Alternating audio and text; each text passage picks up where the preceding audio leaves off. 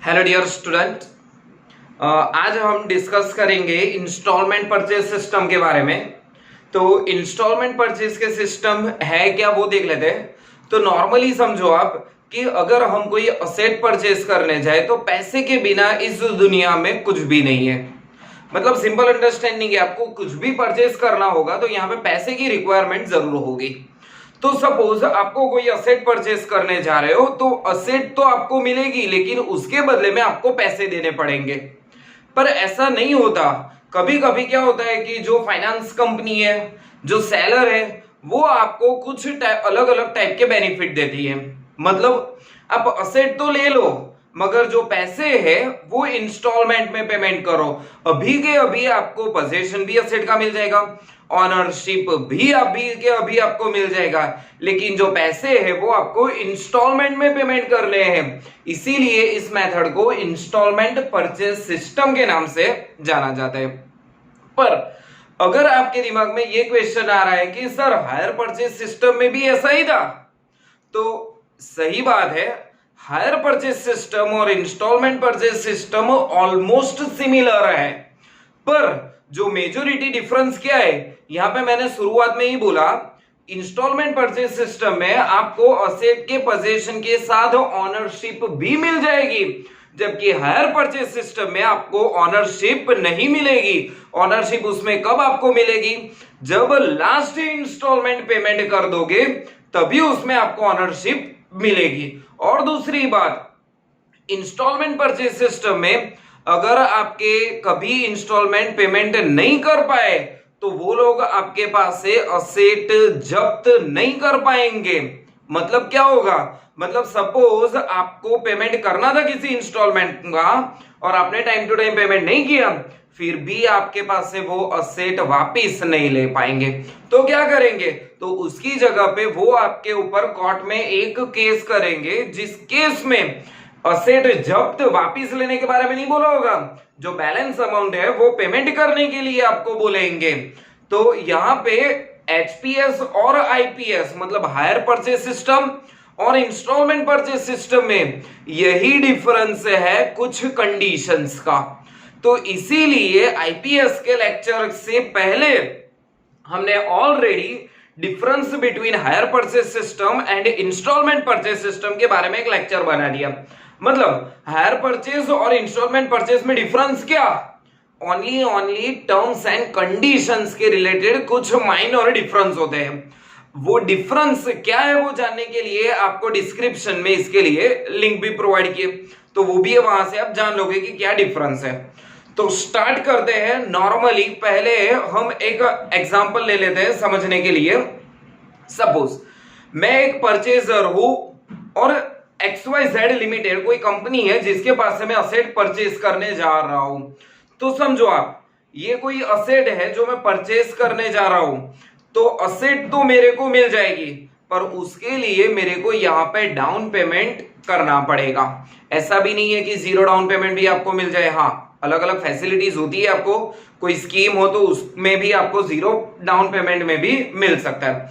तो मतलब कुछ मैंने डाउन पेमेंट किया और बैलेंस जो अमाउंट है वो इंस्टॉलमेंट में पेमेंट करूंगा विद इंटरेस्ट, क्योंकि इंटरेस्ट के अलावा कोई भी आपको यहाँ पे ऐसे पैसे तो फाइनेंस करेगा नहीं, तो इंटरेस्ट भी पेमेंट करना होगा। तो सबसे पहले क्या हुआ, यहाँ पे देखो दो यहाँ पे बंदे आ गए, एक तो मैं आ गया जो खुद एक परचेजर हूं, और दूसरा जो XYZ लिमिटेड है वो खुद एक सेलर है। तो यहाँ पे अकाउंट्स में सबसे इंपॉर्टेंट क्या होती है, जर्नल एंट्री।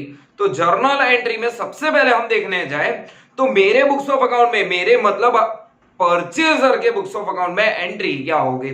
तो फर्स्ट एंट्री मैंने लिखी है परचेजर के बुक्स ऑफ अकाउंट में। चलो असेट अकाउंट डेबिट, मतलब मैंने असेट परचेज की है तो ऑब्वियसली मेरे पास असेट आएगी, उसके रूल के हिसाब से मैं असेट को यहां पे डेबिट कर रहा हूं। और एचपीएस और आईपीएस में एक जो डिफरेंस है वो यहां पे डिफरेंस, हायर परचेज में क्या करते थे, जब इंटरेस्ट कैलकुलेट करते थे तो ओनली एंड ओनली जब इंटरेस्ट की एक एंट्री आती थी तभी इंटरेस्ट अकाउंट डेबिट लिख देते थे एज एक्सपेंस, और टू सेलर अकाउंट क्रेडिट, क्योंकि सेलर को हमको ये पेमेंट करना है, एज अ लायबिलिटी हम सेलर को क्रेडिट कर देते थे।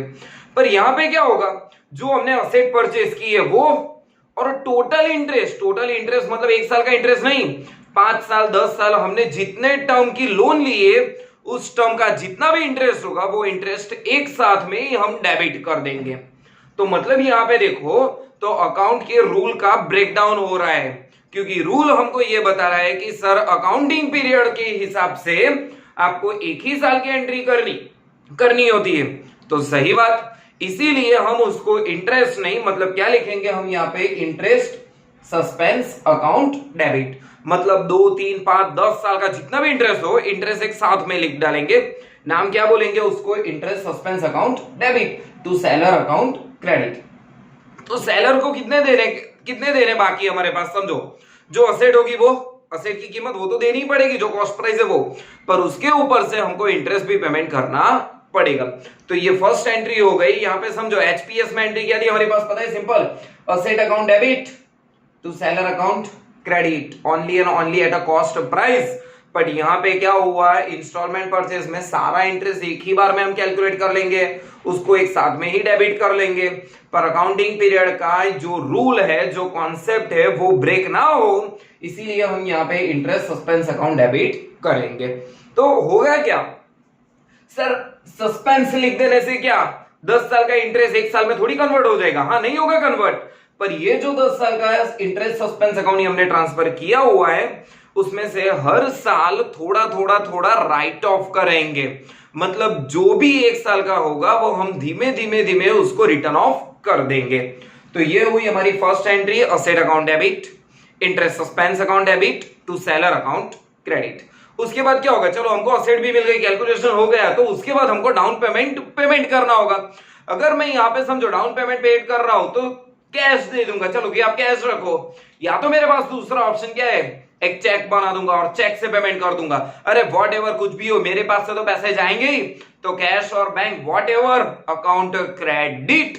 पर यहाँ पे पैसे कौन रिसीव कर रहा है, ओनली एंड ओनली सेलर पैसे रिसीव करेगा। तो मेरी दूसरी एंट्री क्या हुई यहाँ पे, seller account debit to cash bank account credit. चलो अब हमने असेट परचेज कर ली, डाउन पेमेंट कर लिया, अब वापिस घर पे आ गए। जब 1 साल खत्म होने आया तब इंटरेस्ट का कैलकुलेट करेंगे, पूरे 1 साल का इंटरेस्ट। तो इंटरेस्ट मेरे लिए एक्सपेंस होगा, तो interest account debit, important effect यहां पे, to interest suspense account credit, जो हमने इंटरेस्ट सस्पेंस में से राइट ऑफ किया only and only up to 1 year, जो 1 साल का इंटरेस्ट था वो हमने यहाँ पे राइट ऑफ कर दिया। तो पहली यहाँ इंटरेस्ट की एंट्री क्या है, interest account debit to interest suspense account credit. उसके बाद की जो भी एंट्री है वो एज इट इज एचपीएस मतलब हायर परचेज सिस्टम की जैसी ही एंट्री आएगी। उसके बाद क्या होगा, चलो इंटरेस्ट कैलकुलेट कर दिया, तो उसके बाद हमको यहाँ पे फर्स्ट इंस्टॉलमेंट पेमेंट करना रहेगा। अरे फर्स्ट इंस्टॉलमेंट पेमेंट करूं, सेकंड करूं, थर्ड करूं या डाउन पेमेंट करूं, एंट्री में थोड़ी कोई फर्क पड़ेगा, सेलर पैसे रिसीव करेगा और अपने पास से पैसे जाएंगे। तो फोर्थ एंट्री हमारे पास हुई seller account debit to cash bank account credit. तो हमने यहाँ पे तो असेट परचेज किए, तो एक इंपॉर्टेंट पॉइंट आ गया, उसके ऊपर डेप्रीशिएशन गिनना ही पड़ेगा हमको। तो डेप्रीशिएशन हमारे लिए एक्सपेंस है, तो depreciation account debit to asset account credit, asset की वैल्यू डाउन हो जाएगी यहाँ पे। और कितनी बार मैंने बोला हुआ है ये बात कि जब भी आप कोई भी जर्नल एंट्री लिखो तो ये बात हमेशा याद रखो, पूरे साल में जो भी लॉस हुआ है, जो भी एक्सपेंस हुआ है, वो प्रॉफिट एंड लॉस में क्लोजिंग एंट्री लिखनी ही है उसके लिए। तो देखने जाए तो यहाँ पे कौन सा एक्सपेंस या लॉस हुआ, तो सबसे पहले तो देखा जाए तो यहाँ पे एक इंटरेस्ट का एक्सपेंस हो गया, और दूसरी बात देखा जाए तो यहाँ पे डेप्रीशिएशन का हो गया। तो यहाँ पे एंट्री क्या होगी हमारे लिए, profit and loss account debit to interest account credit to depreciation account credit. तो ये हो गई हमारे लिए परचेजर के बुक्स ऑफ अकाउंट में एंट्री। पर पहले ही बोला हुआ है कि 1 साल की एंट्री नहीं होती, दूसरे साल भी एंट्री आएगी। तो दूसरे साल क्या एंट्री करूंगा मैं, क्या दूसरे साल दोबारा असेट परचेज करूंगा, नहीं। दोबारा डाउन पेमेंट करूंगा, नहीं। डायरेक्ट मेरी एंट्री कौन सी वाली आएगी पता है, इंटरेस्ट वाली, interest account debit to interest suspense account credit, मतलब जो दूसरे साल का इंटरेस्ट होगा वही यहां पे कैलकुलेट करूंगा। तो फर्स्ट मेरी हो गई दूसरे साल के लिए इंटरेस्ट टू इंटरेस्ट सस्पेंस, उसके बाद ऑब्वियसली सेकंड इंस्टॉलमेंट पेमेंट करूंगा। तो इंस्टॉलमेंट की तो एंट्री सिंपल है, seller account debit to cash bank account credit. उसके बाद दोबारा ईयर एंडिंग होता है तो डेप्रीशिएशन काउंट करूंगा, तो depreciation account debit to asset account credit, और at last closing entry profit and loss account debit to interest and to depreciation account credit. तो ये सिंपल सी थी हमारे पास परचेज के बुक्स ऑफ अकाउंट में कैसे एंट्री हम लोग लिख सकते हैं। दोबारा देख लेते हैं, स्पीड में रिवाइज कर लेते हैं। सबसे पहले मैंने यहां पे क्या किया, एक असेट परचेज की तो asset account debit to interest suspense, important है ये बात, ध्यान रखना। आईपीएस में एक साथ में ही पूरा इंटरेस्ट हम डेबिट कर लेंगे लॉस की वजह से, एक्सपेंस की वजह से। तो एंट्री क्या हुई, asset account debit, interest suspense account debit to seller account credit. उसके बाद हम डाउन पेमेंट करेंगे तो seller to cash bank, interest गिनेंगे तो interest account debit to interest suspense. यहां पे हमने सेलर का नाम नहीं लिखा क्योंकि ऑलरेडी सेलर के नाम पे टोटल अमाउंट ऑलरेडी क्रेडिट हो चुकी है वहां पे। फोर्थ एंट्री है सेलर टू कैश बैंक, वो हमने फर्स्ट इंस्टॉलमेंट पेमेंट कर दिया। उसके बाद depreciation to asset account credit, और last profit and loss account debit to interest और टू डेप्रीशिएशन अकाउंट क्रेडिट। तो ये जो बात हुई हमने अब तक की परचेजर के बुक्स ऑफ अकाउंट में। सर सेलर क्या करेगा, तो सेलर भी उसके लिए अलग से एंट्री लिखेगा। सपोज अब मैं खुद एक सेलर हूं XYZ लिमिटेड, अब मैं XYZ लिमिटेड बन जाता हूं, मैंने किसी को असेट सोल्ड आउट की है, बेची हुई है मैंने असेट, तो असेट बेचूंगा तो क्या करूंगा, मेरे पास पैसे आएंगे, पर पैसे लेने से पहले जो कॉन्ट्रैक्ट होता है वो सब देख लेते हैं। मैं किसको बेच रहा हूं, परचेजर को, तो परचेजर असेट रिसीव्ड कर रहा है, तो मेरी एंट्री हो गई परचेजर अकाउंट डेबिट। तो परचेजर के पास मेरे को कितने पैसे लेने के, तो असेट की तो कॉस्ट लेने की प्लस इंटरेस्ट भी लेने का, मतलब जितना भी इंटरेस्ट हो उतना सब इंटरेस्ट वसूल करने का, कुछ भी बाकी नहीं रखने का। तो यहां पे क्या होगा, purchase account debit to sales to interest suspense. वहां पे जब हमने interest suspense account as a loss पूरा डेबिट किया हुआ था, जहां पे सेलर क्या करेगा, उसके लिए इनकम है, तो इंटरेस्ट सस्पेंस अकाउंट पूरा यहां पे क्रेडिट करेगा। तो मतलब क्या ये उसकी करंट ईयर की इनकम हो गई, नहीं, इस करंट ईयर इनकम में से थोड़ा थोड़ा जो पार्ट होगा, ये जो भी इंटरेस्ट सस्पेंस है उसमें जो भी थोड़ा थोड़ा पार्ट होगा वो हर साल थोड़ा थोड़ा ही प्रॉफिट एंड लॉस अकाउंट में ट्रांसफर करेंगे। तो फर्स्ट एंट्री हमारे पास हुई यहां पर purchase account debit to sales to interest suspense account credit. उसके बाद क्या होगा, चलो मैं तो ऐसा सेलर हूं तो मेरे को क्या करना पड़ेगा, यहां पे पैसे रिसीव्ड करने हैं, तो पैसे रिसीव्ड कैसे करूंगा मैं, कैश और चेक व्हाटएवर जो भी मेरे को मिला, अपने को तो पैसे लेने से मतलब है, तो कैश बैंक अकाउंट तो डेबिट हो ही जाएगा। यहाँ पे टू मेरे को पैसे कौन देगा, ऑब्वियसली सर परचेसर देगा, तो cash bank account debit to purchaser account credit. उसके बाद interest suspense account debit to interest account credit. मैंने पहले ही बोला था यहाँ पे थोड़ा ही इंटरेस्ट हम ट्रांसफर करेंगे इंटरेस्ट सस्पेंस अकाउंट में से, तो इंटरेस्ट सस्पेंस अकाउंट मैंने ऑलरेडी यहाँ पे क्रेडिट किया हुआ है, तो उसमें से ट्रांसफर करेंगे थोड़ा इंटरेस्ट, तो interest suspense account debit to interest account credit.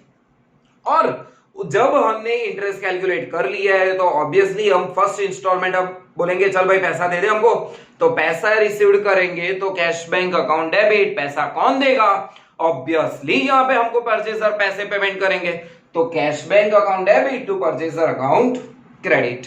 उसके बाद एज इट इज यहां पे हम डेप्रीशिएशन को तो ध्यान में ही नहीं लेंगे क्योंकि असेट का हम थोड़ी यूज कर रहे हैं, अरे हमने तो असेट ऑलरेडी सोल्ड आउट की है, तो जो असेट का यूज कर रहा है मतलब परचेजर यूज कर रहा है, तो परचेजर के बुक्स ऑफ अकाउंट में ही डेप्रीशिएशन की एंट्री आएगी, हमारे बुक्स ऑफ अकाउंट में एंट्री आएगी नहीं। तो सीधा हम कहां पे पहुंच गए, आखिर के क्लोजिंग एंट्री पे। पर क्लोजिंग एंट्री में हमको यहां पे क्या होगा पता है, जो सेल्स किया हुआ है वो तो सेल्स ऑब्वियसली ट्रेडिंग अकाउंट में जाएगा, तो सेल्स को ट्रेडिंग अकाउंट में ट्रांसफर करने के लिए एंट्री क्या होगी, याद रखो सबसे पहली एंट्री में सेल्स अकाउंट हमने क्रेडिट किया था, तो sales account debit to trading account credit. और उसके बाद लास्ट वाली जो हमारे लिए इंटरेस्ट इनकम थी, कोई भी इनकम हमारे लिए प्रॉफिट एंड लॉस में क्रेडिट ही होगी, तो प्रॉफिट एंड लॉस तो क्रेडिट हो गया, तो डेबिट किसे करेंगे, कौन सा अकाउंट यहाँ पे क्लोज करना है, इंटरेस्ट अकाउंट। ये बात हुई फर्स्ट ईयर की, जब सेलर क्या लिखेगा फर्स्ट ईयर में एंट्री, उसकी बात हो गई। बट सेकेंड ईयर में क्या करेगा सर, सेकेंड ईयर में दोबारा सेल्स की एंट्री, अरे नहीं सेल्स थोड़ी करेगा दोबारा दूसरी बार, क्या दूसरी बार भी हम डाउन पेमेंट लेंगे, डाउन पेमेंट एक ही बार होता है जब कॉन्ट्रैक्ट होता है तब, मतलब इसमें भी डायरेक्ट एंट्री इंटरेस्ट से ही स्टार्ट होगी। इंटरेस्ट तो हमारे लिए इनकम है, तो एंट्री क्या होगी, interest suspense account debit to interest account credit. उसके बाद सेकेंड इंस्टॉलमेंट रिसीव कर लेंगे, ये दूसरे साल की बात कर रहा हूं, cash bank account debit to purchaser account credit. ये वाली एंट्री नहीं आएगी, क्योंकि पहले ही बोला हुआ है क्लोजिंग एंट्री उसकी बनती है जो करंट ईयर में ट्रांजेक्शन होता है। ये तो जो हुआ था सेल्स, वो तो फर्स्ट ईयर में ट्रांजेक्शन हो रहा था, जबकि सेकेंड ईयर में हमने ट्रांजेक्शन स्टार्ट ही कहां से किया हुआ पता है, इंटरेस्ट से ही हमने स्टार्ट किया हुआ है। Interest suspense to interest, instalment receive कर लिया, कैश बैंक टू परचेजर, तो direct third entry interest account debit to profit and loss account credit. तो एज इट इज, जैसे परचेजर में कैरी फॉरवर्ड कर दे 2 3 4 5 जितने भी साल की एंट्री हो, इसमें भी हम ऐसे के ऐसे ही कैरी फॉरवर्ड करेंगे। तो यहाँ पे बेसिक का क्या हुआ पता है, हायर परचेज और इंस्टॉलमेंट में क्या डिफरेंस है उसके लिए तो मैंने बोल दिया हुआ है, डिफरेंस के लिए ऑलरेडी लेक्चर क्रिएट कर चुके हैं। पर बुक्स ऑफ अकाउंट में एंट्री में देखने जाए तो 2 ही जगह पे फर्क पड़ता है। सबसे पहली एंट्री है हायर परचेज में, सिंपल लिखते थे asset account debit to seller account के क्रेडिट। यहाँ पे क्या हुआ पता है, पूरा इंटरेस्ट एक साथ में लिख डाला, क्योंकि यहाँ पे पैसे मिलने ही वाले हैं। अगर नहीं पैसे देगा तो ऑब्वियसली पता है कि हम लोग केस करेंगे, वो सब केस का लफड़ा होगा, और ऐसे हमको पैसे तो मिलने वाले हैं, हम एक भी पैसा जाने देने वाले हैं नहीं यहाँ पे। तो इसीलिए इंटरेस्ट सस्पेंस एक साथ में डेबिट कर लेते। एक ये वाली एंट्री में चेंज आया, और तीसरी एंट्री में चेंज आया, उसमें हम लिखते थे interest account debit to seller account credit. Seller को हमने ऑलरेडी एक साथ में क्रेडिट किया हुआ है, तो कौन सा अकाउंट ट्रांसफर करेंगे, टू इंटरेस्ट सस्पेंस अकाउंट। बस हायर परचेज सिस्टम और इंस्टॉलमेंट परचेज सिस्टम में सिर्फ 2 एंट्री का चेंज आएगा। सबसे पहले परचेज करेंगे जो असेट परचेज या असेट सेल्स, देखने जाए तो यहाँ पे असेट परचेज के लिए, यहाँ पे सेल्स के रिलेटेड। और जो दूसरा डिफरेंस आएगा वो हमारी थर्ड एंट्री में आएगा, जो हमारे लिए इंटरेस्ट है, वो हमें इंटरेस्ट का पैसा कहां से लाएंगे, ऑब्वियसली इंटरेस्ट सस्पेंस अकाउंट में से ही। तो ये था हमारे लिए पूरा बेसिक था, पूरी basic entry regarding instalment purchase system. फिर भी अगर कोई डाउट हो तो आप नीचे कमेंट सेक्शन में भी शो कर सकते हो कि सर पर्टिकुलर ये वो सब कुछ समझ में नहीं आया, तो उसके लिए भी हम डिटेल में मैं आपको समझा दूंगा। और अकाउंट्स के रिलेटेड कोई भी लेक्चर की रिक्वायरमेंट हो तो भी आप कमेंट सेक्शन में शो कर सकते हो। Okay, all the best.